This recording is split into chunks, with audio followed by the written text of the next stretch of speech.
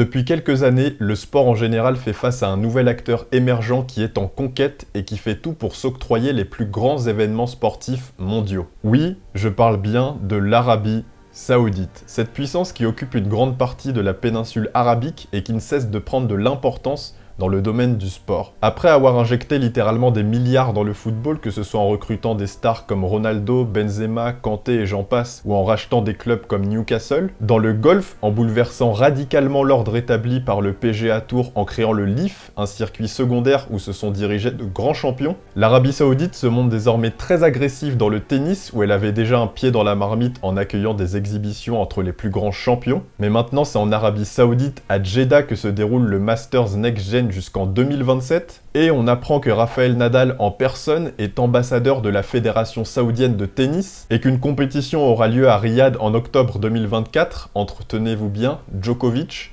Nadal, Alcaraz, Sinner, Medvedev et Rune, avec un prize money global qui doit probablement se rapprocher de certains PIB. Alors comment l'Arabie Saoudite en est arrivée là? Pourquoi une telle agressivité dans ses investissements et le tennis est-il en danger? On en parle avec Greg juste après le jingle.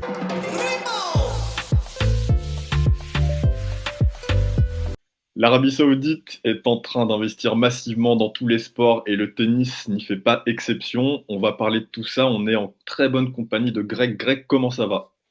Salut Josh, bonsoir à tous les talkers. Ça va plutôt pas trop mal pour parler d'un sujet qui, mine de rien, revient avec insistance ces derniers temps dans le tennis. Effectivement, donc on le disait, l'Arabie Saoudite qui est vraiment en train de prendre de l'importance de plus en plus dans le tennis. Le tennis n'y fait pas exception, on sait qu'il y a eu le foot, le golf, et donc là on voit que le tennis vraiment commence à être un peu absorbé par l'ère saoudien. De quel œil tu vois ça? Voilà, ils ont le Masters Next Gen, ils ont des exhibitions et on voit qu'ils vont prendre encore plus d'importance avec un Rafa qui va être ambassadeur de la Fédé saoudienne. Comment est-ce que tu vois ça? Avant de se poser la question de comment est-ce que je vois ça, c'est peut-être replacer dans le contexte aussi. Il faut savoir que ça touche le tennis maintenant, mais tu l'as dit, ça a touché le golf et le football encore précédemment. C'est une stratégie de la part de l'Arabie Saoudite qui vise à développer son soft power. On sait que généralement, il y a eu pas mal de scandales liés notamment à, par exemple, l'assassinat d'un journaliste à l'ambassade qui a été un peu dissimulé par le pouvoir. Et en fait, il y a eu divers investissements dans le sport, notamment par le biais du PIF, donc le fonds souverain détenu en grande partie par l'État qui avait racheté le club de Newcastle, qui là a noué un partenariat avec l'ATP pour voilà, une opération de naming vis-à-vis du classement il y a quelques jours, quelques semaines.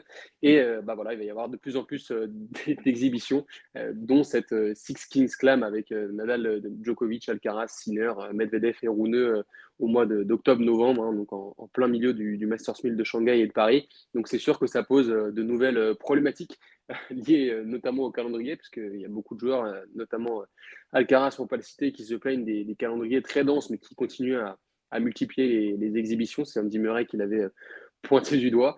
Donc oui, c'est sûr que ça pose déjà ce problème de calendrier-là, et puis le problème aussi du rapport de force entre les institutions et ces nouveaux États rois qui investissent massivement dans le sport. Exact, tu l'as dit, mais c'est vrai que il y a l'appât du gain, ils ont un peu argent illimité, donc forcément, même s'il y a un calendrier très chargé, quand on te secoue une petite liasse à 7 chiffres, c'est beaucoup plus simple, on va dire, de faire un petit aller-retour. Là, on le voit, ils ont investi massivement dans le foot, ils veulent la Coupe du Monde en 2034. Je crois qu'ils ont déjà les Jeux Olympiques d'hiver en 2029, donc c'est juste affolant. Les Jeux Olympiques d'hiver asiatiques, C'est exactement. c'est ça. Et tu l'as dit, ouais, en fait, en plus, il y a le parallèle avec le Qatar, qui a eu donc la Coupe du Monde en 2022. Forcément, c'est aussi une stratégie d'influence au sein des pays du Golfe.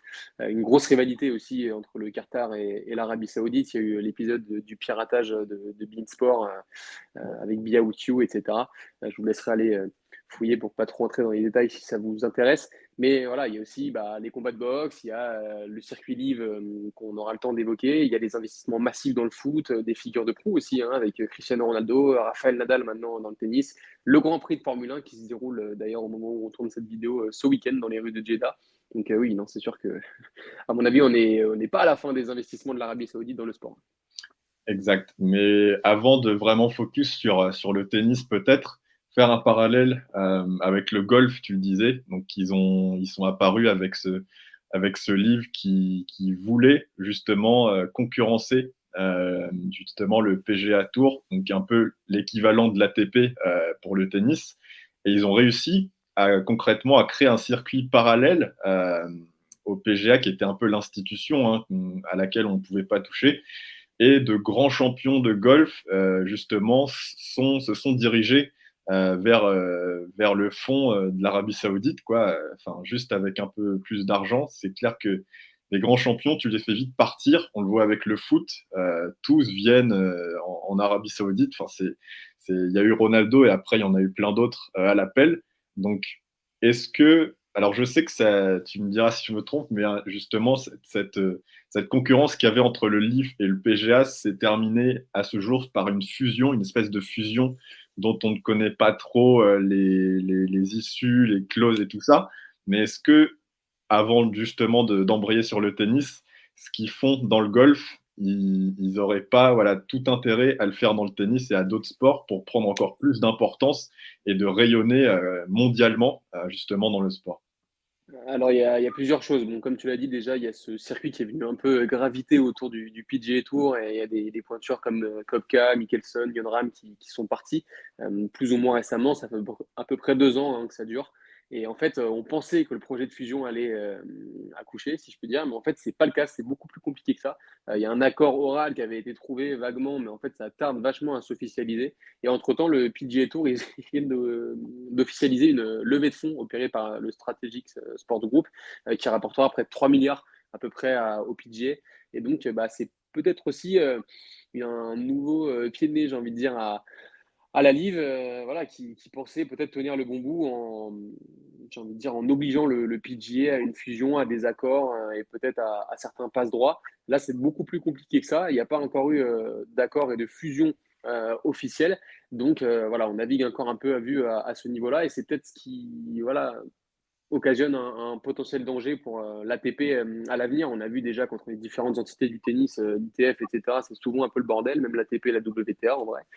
Donc là, le danger, c'est peut-être que chacun crée son circuit de manière indépendante. Et encore une fois, on sait que l'Arabie Saoudite est vraiment surpuissante à travers ce fonds souverain d'abord, puis ce royaume ensuite. Donc, qu'est-ce qui va en advenir si on offre plus à ces joueurs-là? Parce que là, il faut quand même revenir un peu sur les chiffres de l'exhibition qui va se dérouler en fin de saison. Le vainqueur s'offre quand même 3 fois le prix d'un vainqueur de Grand Chelem et de l'Open d'Australie. Je crois que très exactement, pour être précis, le vainqueur, donc, il gagnera 5,62 millions d'euros, là où Sinner a gagné 1,95 million pour l'Open d'Australie. Et rien que le fait de participer, ça vous rapporte 1,5 million Ouais, de dollars.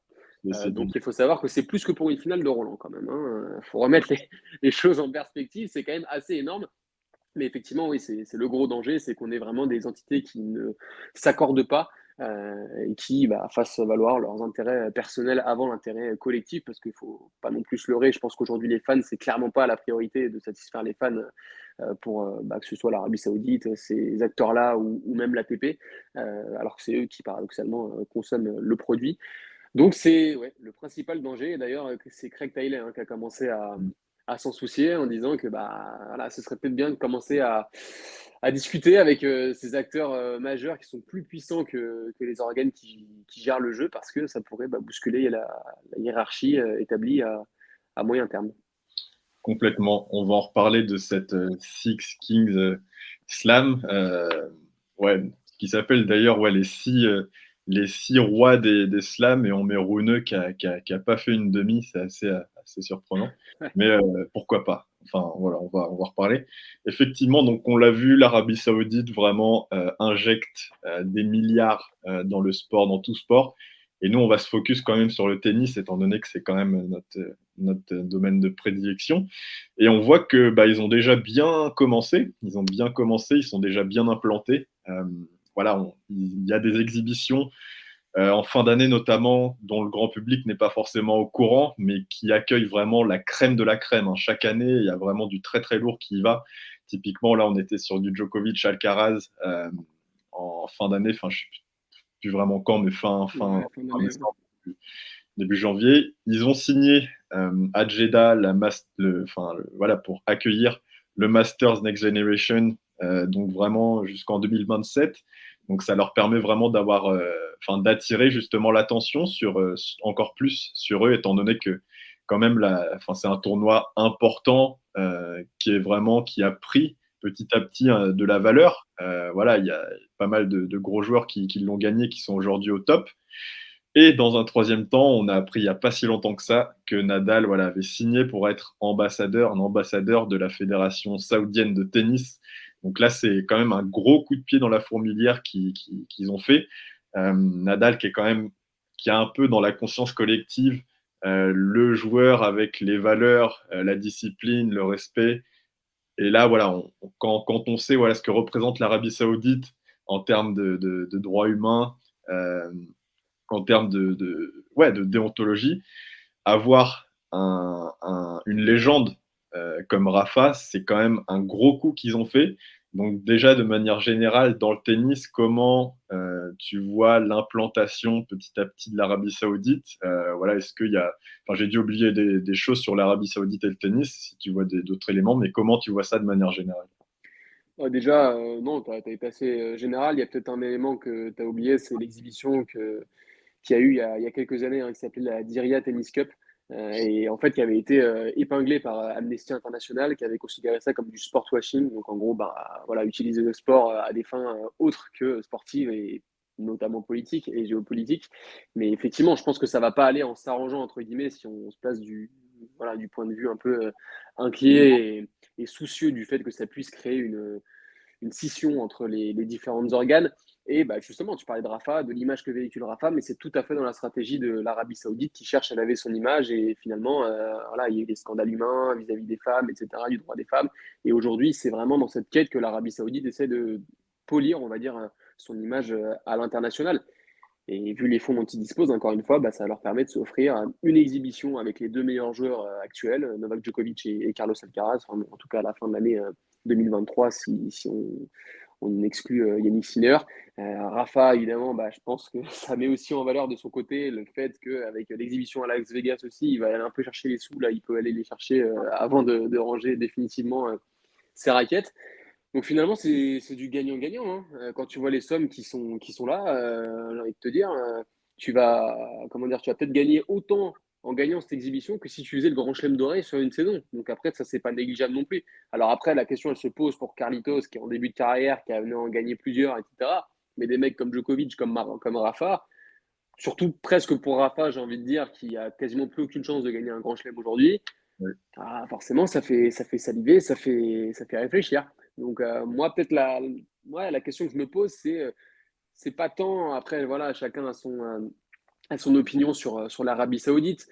Moi, ce qui me fait plus peur, c'est effectivement l'arrivée d'un gros, quel qu'il soit, investisseur au milieu de tout ça, et que ça puisse créer des conflits d'intérêts et qu'on y perd. Déjà qu'on est en train de savoir si les grands chelems vont jouer au meilleur des 5-7, au meilleur des 3-7, etc. Si en plus on doit se soucier de savoir sur quel tournoi on aura les meilleurs joueurs, est-ce qu'ils vont arriver dans les meilleures dispositions parce qu'ils n'auront pas disputé une exhibition avant qui les aura complètement cramés, c'est vrai que ça va quand même faire perdre pas mal de saveur, selon moi, à ce jeu qu'on aime tant.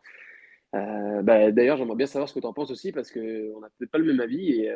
Mais oui, en tout cas, pour moi, il y a pas mal de débats qui arrivent sur la table.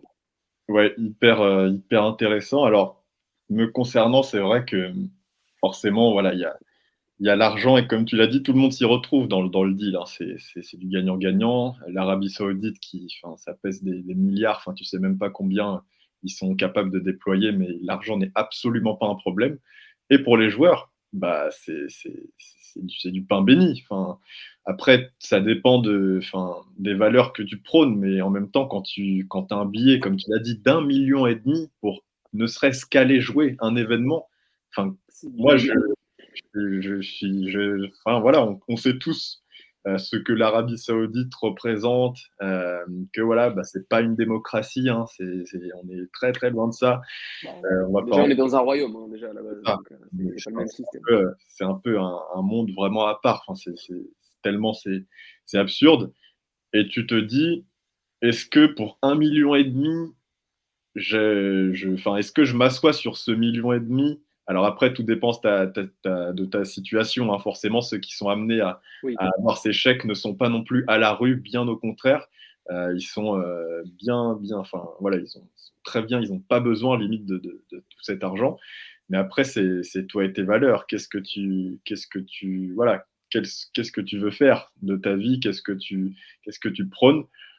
Moi, enfin voilà, je veux dire, pour l'instant, ça me fait pas peur, mais effectivement, c'est une stratégie long terme. C'est-à-dire que pour t'implanter dans un sport historique comme le tennis, ça passe par plusieurs étapes et on voit que pour l'instant, ils sont en train de les franchir à merveille. Franchement, enfin, quand je me suis penché un peu sur l'Arabie Saoudite dans le tennis, je me suis dit petit à petit, ah ouais, ils sont là-dessus. Ah ouais, puis ils sont là-dessus aussi. Ah ouais, ils sont là aussi. Et là, il y a Rafa en plus qui vient d'être ambassadeur. Donc tu sens qu'ils prennent du terrain. Moi, forcément, je trouve que c'est dérangeant quand même. C'est dérangeant quand même. On ne peut pas dire le contraire. On préférerait avoir un calendrier déjà enfin, le calendrier est à revoir de bout en bout. Ça, c'est pas une question. Enfin, on en parle très souvent de ce calendrier. d'ailleurs, on en parlait en off, mais je suis curieux d'aller voir Rafa jouer en Arabie Saoudite sur dur en plein milieu du mois d'octobre-novembre. Ouais, ça, on va rigoler aussi, je pense. Exactement. Déjà que le mec, il peut plus. Enfin, il a joué contre Alcaraz, ça y est, il est cramé, il peut pas jouer un match. Euh, il joue peu, il joue très peu en fin d'année parce que toutes ses saisons ont été. Il a été carbonisé par ses saisons sur terre. Donc là, tu sais pas comment il va faire. Enfin, encore une fois, c'est que de l'image pour le moment. Mais effectivement, moi, c'est un peu dérangeant et on va y venir. Mais je pense qu'ils ont une stratégie bien en tête, c'est de prendre encore une fois du terrain sur le tennis pour potentiellement avoir leur tournoi, enfin leur vrai événement dans l'année. Oui, et puis on parle pas d'un 250, hein, si tu vois ce que je veux dire, je pense. Exactement, eux, ils peuvent toucher le top.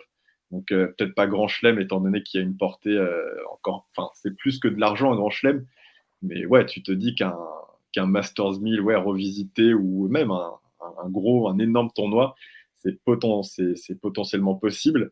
Donc je trouve ça, enfin je vois ça d'un œil, je les vois quand même menaçants, hein, on va pas se mentir, ils sont enfin avec de l'argent tu peux faire tout et n'importe quoi aujourd'hui. Donc là ça en est la preuve parfaite. Donc je m'inquiète pas encore pour le tennis, même s'il y a des signes qui me rassurent pas forcément. Enfin, je me dis, c'est pas parce que l'Arabie Saoudite peut avoir son tournoi demain que le tennis va changer de bout en bout, qu'on va jouer les grands chelems en 2-7 gagnants. Enfin, on n'est pas là-dedans, mais quand même, d'un point de vue historique, d'un point de vue éthique, c'est quand même un peu problématique. Donc maintenant, on va voir ce qu'il en est. Et ça va nous permettre de passer à cette fameuse compétition dont on peut parler un peu plus en Non, profondeur. et oui, et puis non, mais je trouve aussi, pour te répondre et te couper, il y a pour moi un indicateur qui va être assez intéressant, c'est comment l'Arabie Saoudite va réussir à intéresser son public à ce sport qui finalement n'est pas hyper populaire là-bas. Et pour moi, il y a un indicateur, c'est aussi le Masters Next Gen, qui est là-bas jusqu'en 2027. On a vu l'année dernière, les tribunes étaient quand même très peu remplies. En même temps, bon, voilà, tu t'amènes ça dans un sport dans un pays pardon, qui ne connaît pas forcément très bien ce sport, bah, c'est pas forcément la compétition qui fait le plus vendre. C'est peut-être la compétition qui a été le plus facilement accessible parmi les gros rendez-vous de fin de saison. Mais c'est voilà, à l'horizon 2027, comment est-ce que ça aura évolué? Et si tu as des salles archi combles pour un match de poule next-gen entre, pas de no-name, mais de no-name en tout cas pour le grand public, bah, ça témoignera aussi du fait que l'Arabie Saoudite aura réussi à populariser cette pratique dans son pays, quoi. Exact. Ouais, il y a cet argument un peu de vitrine qu'utilise l'Arabie Saoudite pour dire, voilà, si nous on investit massivement dans les sports, c'est pour justement éduquer notre jeunesse et donner envie à notre jeunesse de faire plus de sport. Bon, bien évidemment, tu peux y croire un instant, mais on se doute bien que c'est beaucoup plus profond que ça, qu'il y a des enjeux diplomatiques, comme tu le disais, politiques, économiques et même culturels. C'est vrai que ça rappelle cette stratégie d'investissement rappelle un peu ce qu'avait fait le Qatar il y a une bonne dizaine d'années avec le fonds qui a notamment racheté le PSG. Euh, mais voilà, eux, on sait que voilà, entre les différents, entre Qatar et Arabie Saoudite, il y a un conflit, enfin une espèce de guerre froide. Ça Donc s'est c'est ça s'est un peu amélioré ces derniers temps, mais c'est vrai que ouais, ça a été très compliqué à un moment donné. Après, il y a aussi la question de savoir quel comportement aura l'ATP. on a vu la Chine, mine de rien, investir massivement dans le tennis féminin, surtout. Et on a vu l'ATP, quand il y a eu l'affaire Peng Shuai, enfin la WTA, pardon, quand il y a eu l'affaire Peng Shuai, prendre ces mesures pour aller un peu à l'encontre de la politique et afficher clairement sa position. Est-ce que, en fonction de ce qui se passe et des événements, l'ATP aura autant, entre guillemets, de caractère? C'est une question, et je pense que c'est aussi un des arguments qui rendra l'Arabie Saoudite plus ou moins dangereuse pour, euh, pour le Ouais, jeu d'une manière générale, j'ai envie de dire.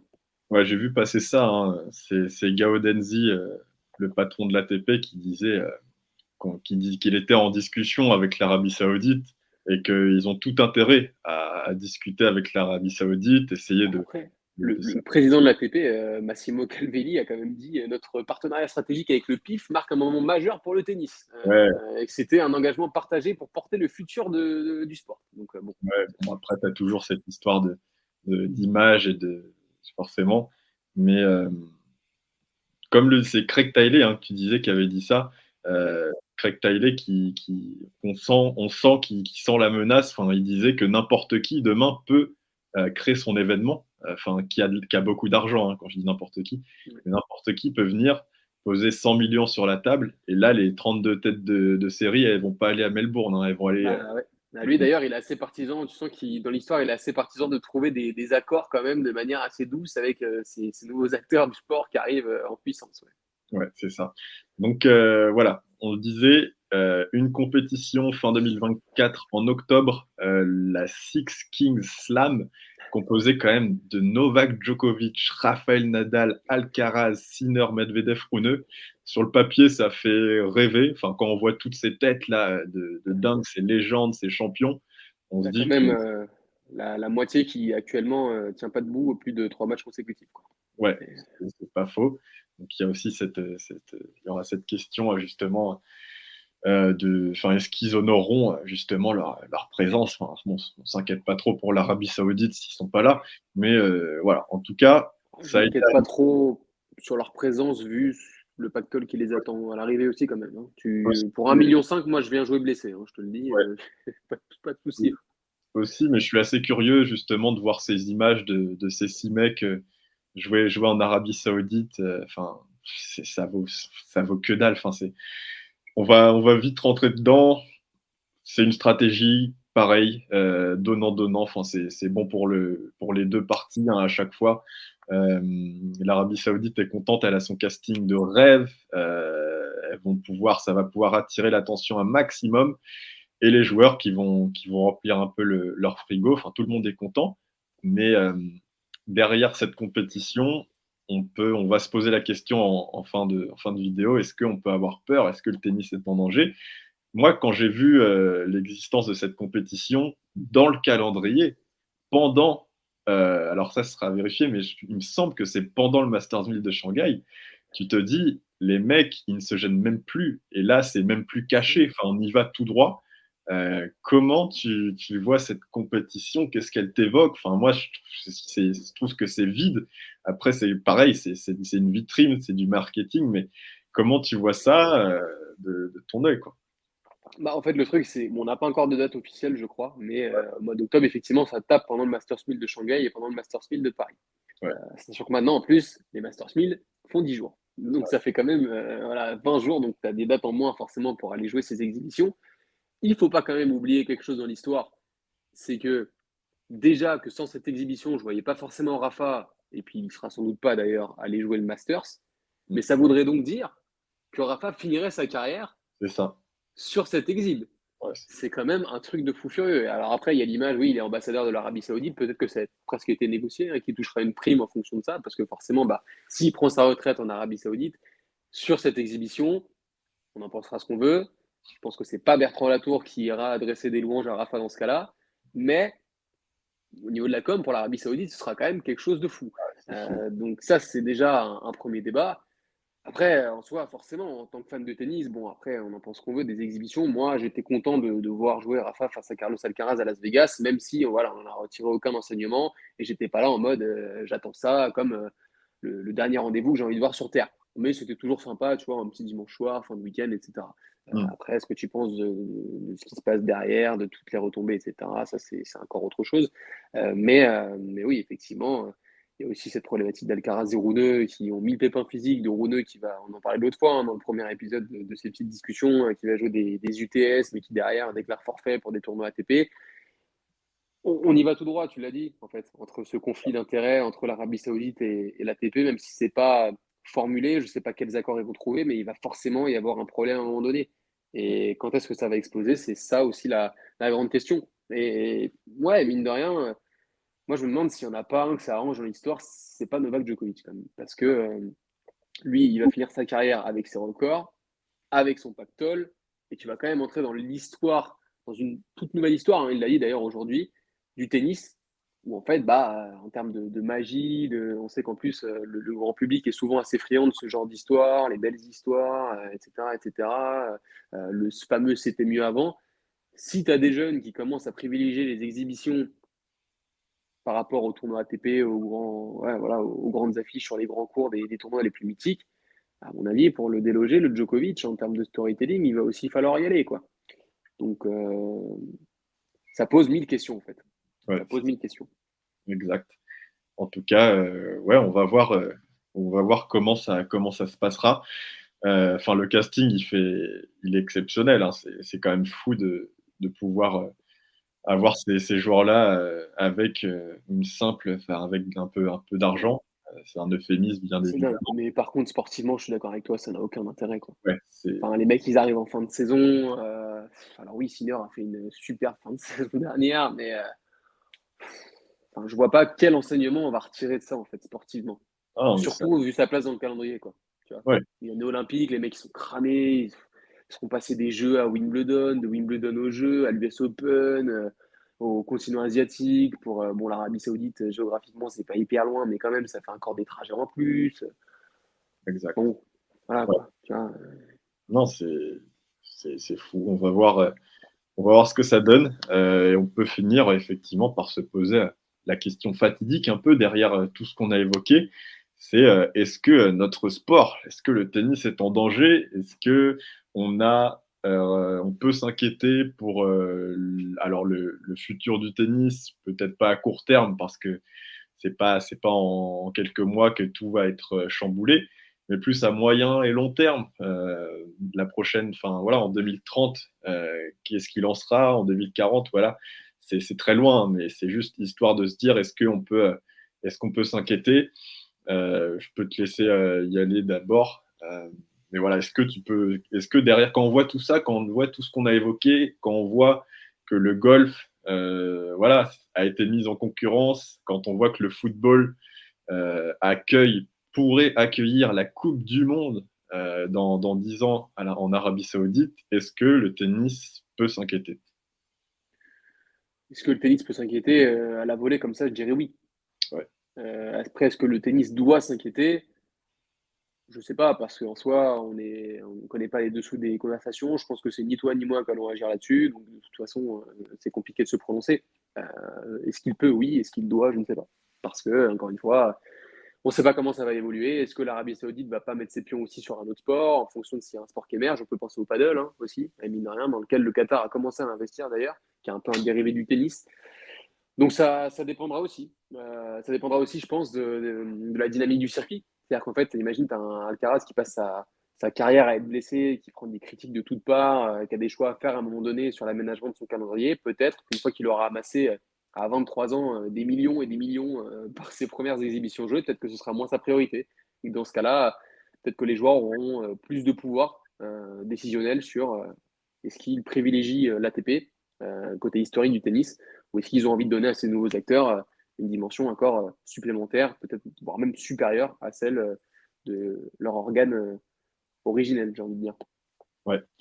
Euh, Est-ce que le tennis est en danger? Moi, je dirais oui et non. Oui, parce que quand on voit ce qu'ils ont su déployer en quelques années, c'est quand même assez flippant. C'est quand même fou de se dire que l'Arabie Saoudite est présent sur plusieurs fronts, qu'ils ont quand même un tournoi qui compte. Pour voilà, le Masters Next Gen, c'est pas rien quand même. Bon, il est tout récent, hein, mais quand même, ils l'ont maintenant pour quelques années. Ils ont signé Rafa, quoi. Ils ont signé Rafa, c'est incroyable, hein, ce qu'ils ont réussi à faire, qui est un peu alors qui est pas le plus grand de tous les temps si on regarde les chiffres, mais qui est une légende quoi qu'il arrive et qui, voilà, a tellement, marqué, l'histoire et tous les fans de tennis Ah, et puis ils ont tu eu, l'as dit, c'est l'image, quoi, c'est ça, en plus. Ils prennent pas exact. n'importe qui au niveau de l'image. Bah ouais, c'était un peu l'homme, voilà, la combativité, enfin les valeurs quoi, traditionnelles. Et ouais, ils sont présents sur plusieurs fronts, comme je le disais, et que si ils ont envie d'aller plus loin, rien ne les empêchera d'aller plus loin. Enfin, moi, cette compétition, là, la Six King Slam, elle tombe clairement du ciel. Enfin, je sais pas comment. Enfin, je me suis levé, j'ai vu ça un matin. Ok, d'accord, bon, d'accord, octobre, les 6 meilleurs joueurs du monde, bon, pourquoi pas. Enfin, d'où ça sort. Et je me dis que voilà, s'ils veulent aller encore plus loin, ils peuvent concrètement le faire et que ça va être à l'ATP d'être vraiment très, très, très solide, de pas lâcher trop de lest. En même temps, l'ATP, j'imagine qu'ils font ce qu'ils peuvent pour pas être engloutis par l'Arabie Saoudite, mais je pense que ça va être les prochaines années vont forcément être déterminantes et de pas se faire bouffer petit à petit jusqu'à lâcher une période dans l'année complète à l'Arabie Saoudite. Je pense que ça va être très important d'être vraiment solide et de se montrer fier et de pas ouais, de rien lâcher. Maintenant, c'est beaucoup plus compliqué que ça, hein. Il y a des choses qu'on ne sait pas, enfin, on n'est pas au courant de tout, mais de ce qu'on peut voir de l'extérieur, ça va être aussi à l'ATP de voir ça. Et j'ai aussi envie de dire pas tellement inquiet parce que pour moi, le tennis tel que je l'aime, euh, c'est-à-dire de janvier à novembre avec ses 4 grands chelems, ses 9 Masters 1000, il me paraît indéboulonnable pour le moment. Je dis bien pour le moment, parce que alors même si on voit qu'il y a des choses qui changent, que les Masters 1000, voilà, sur 10 jours, ça devient un peu dégueulasse, qu'il y a des potentiels changements qui pourraient survenir à l'avenir, je pense que c'est tellement ancré historiquement, c'est encore trop solide et que à un moment donné, enfin voilà, si on dit qu'il n'y a plus qu'un service au lieu de deux, enfin, les gens pourraient péter un câble. Enfin, je dis une bêtise, mais des choses il y a des choses encore qui me semblent irréalisables, comme l'histoire des matchs en 2-7 gagnants en Grand Chelem. Enfin, pour moi, c'est pas demain que le tennis subira une mutation énorme. Mais voilà, attention à l'Arabie Saoudite, forcément. Ils ont les pleins pouvoirs, hein, ils ont l'argent. Et quand tu as l'argent et en plus tu acquiers une crédibilité, là tu deviens quasiment intouchable. Donc voilà un peu ce que j'en pense. Je ne sais pas si tu veux rajouter quelque chose. Bon, bah écoute, je pense qu'on a été assez complet hein, sur le contexte, sur nos avis, sur les perspectives, sur les nuances qui peuvent exister entre ces différents acteurs majeurs, mine de rien, de notre sport.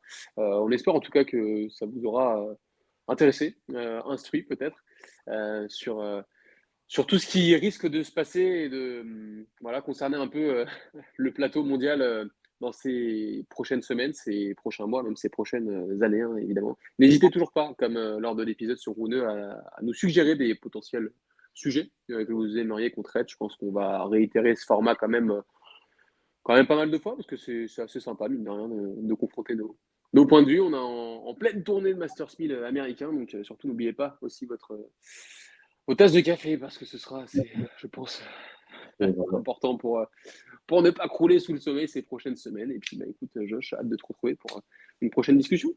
Parfait. Écoutez, dites-nous en commentaire ce que vous pensez, vous, de l'Arabie Saoudite, de l'ascension dans les différents sports, dans le tennis, si voilà, cette compétition, comment vous la voyez. Et dites-nous, voilà, sur ce format, quels sont les sujets dont vous voudriez que nous parlions. En tout cas, un plaisir, Greg, encore une fois, d'avoir partagé tout ça avec toi. Je pense que ça donne pas mal de valeur à ceux qui nous écoutent. Donc, on se retrouve très prochainement pour un nouveau débat et surtout continuer de suivre à fond le tennis. Là, on est à fond avec les Masters 1000 qui vont s'enchaîner, puis la terre battue, puis Roland, puis les JO. Tout ça va arriver très très vite. Donc, suivez, continuez de nous suivre et on se retrouve très bientôt pour de nouvelles aventures. Salut Greg.